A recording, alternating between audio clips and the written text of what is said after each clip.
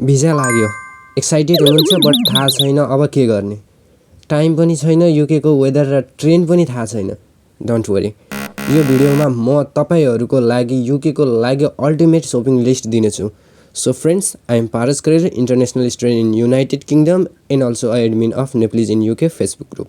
So shopping लिस्टको कुरा गर्दा सबैभन्दा सुरुमा चाहिँ क्लोथ्समा चाहिँ thermal coats 2 pairs. Thermal coats 2 pair किन भनेको भन्दा चाहिँ युकेको टेम्परेचर एकदमै माइनसमा जान्छ, माइनसमा जाँदाखेरि चाहिँ यहाँ एकदमै चिसो हुन्छ। सो त्यो हुँदा चाहिँ थर्मल कोट्स एकदमै अनिवार्य हुन्छ।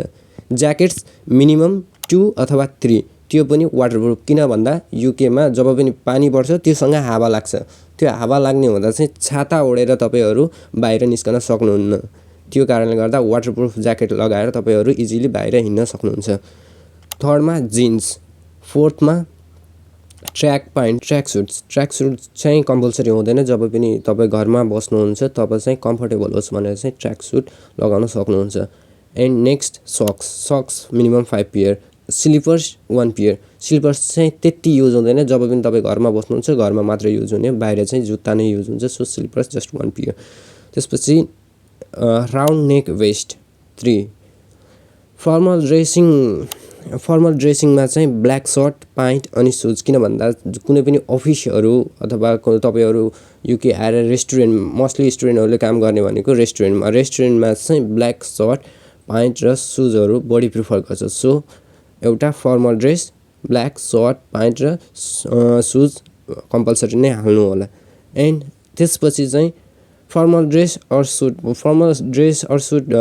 एउटा अथवा दुईवटा, एउटा चाहिँ ब्ल्याक राख्नु होला, सुट एउटा ब्ल्याक सुट राख्नु होला, एन्ड अर्को कुनै अरू कलरको सुट राख्न सक्नुहुन्छ।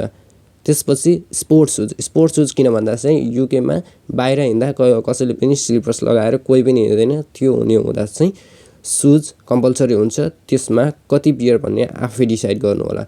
1 टावेल, बेड आइटम्समा चाहिँ तपाईँहरूले ब्ल्याङ्केटदेखि लिएर जे चाहिन्छ एउटा बेडको लागि त्यो सबै हाल्नु होला। एन्ड त्यसपछि युनिभर्सिटी ब्याकप्याक चाहिँ as I said in last video होइन, तपाईँहरू जब पनि एयरपोर्टमा आउँदा चाहिँ डकुमेन्टहरू राख्नको लागि त्यो एउटा अलग ब्याग राख्नु होला भनेको थिएँ। सो एयरपोर्टमा पनि काम लाग्छ एन्ड युनि जाँदा चाहिँ युनिलाई पनि काम गर्छ। किन भन्दा युकेमा सामानहरू एकदमै महँगो छ, युनिभर्सिटी ब्याकप्याक पनि लिएर आउनु होला। अनि तपाईँहरूले हाफ प्यान्ट प्रिफर गर्नुहुन्छ भने चाहिँ हाफ प्यान्ट पनि लिएर आउनु होला, घरमा बस्दा लगाउन कम्फर्टेबल हुन्छ। अब कुरा गरौँ चाहिँ इलेक्ट्रोनिक्समा चाहिँ ल्यापटप। मैले यो हाम्रो ग्रुप नेप्लिज इन युकेमा धेरै देखिरहेको हुन्छु कि ल्यापटप लिएर आउन पर्छ पर्दैन।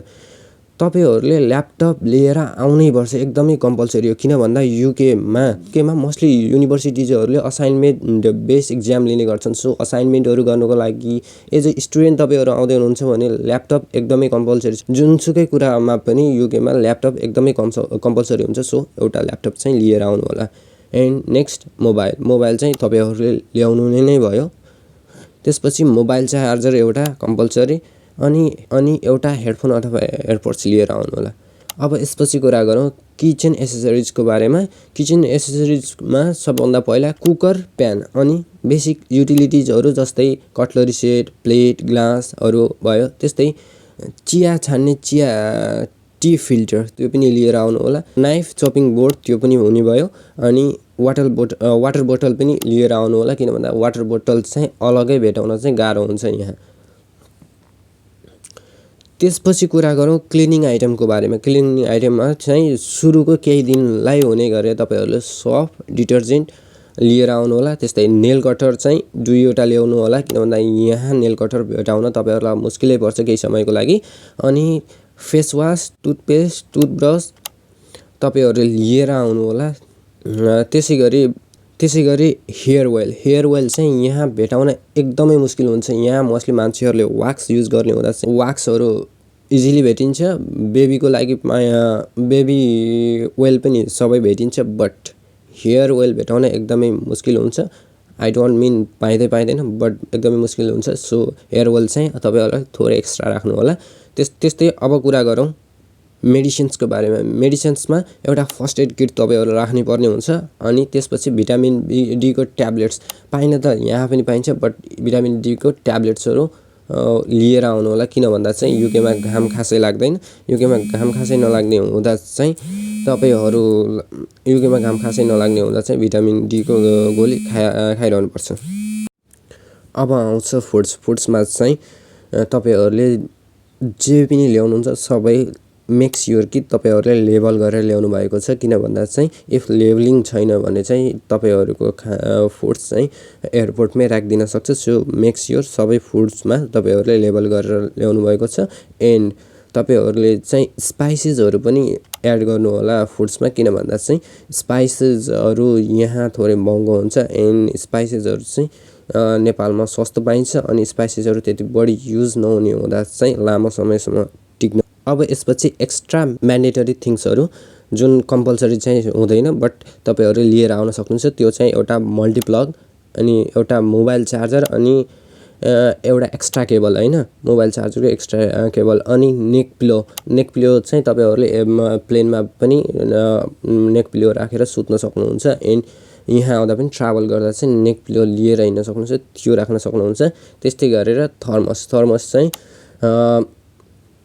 यहाँ पानी तताएर पिउनको लागि थर्मस पनि लिएर आउन सक्नुहुन्छ सो थ्यांक यू सबैजनालाई तपाईहरुले यो भिडियो हेरेर साथ दिनुभयो आई गेस आजको यो भिडियो चाहिँ तपाईहरुलाई एकदमै इन्फर्मेटिभ भयो होला इभन अब लास्ट पिक आवरमा यो भिडियो चाहिँ तपाईहरुलाई एकदमै राम्रो भयो होला सो इफ तपाईहरुलाई आजको यो भिडियो चाहिँ मन पर्यो भने लाइक कमेन्ट शेयर र सब्स्क्राइब गरिदिनु होला त्यस्तै तपाईहरु हाम्रो ग्रुप नेप्लिज इन युके मा जोइन हुनु भएको छैन भने त्यो ग्रुपमा पनि जोइन हुनु होला सो ओके गाइस आजको लागि यति नै फेरि पनि अर्को नयाँ भिडियोमा फेरि भेट हुने नै छ त्यतिन्जेलको लागि बाइ बाइ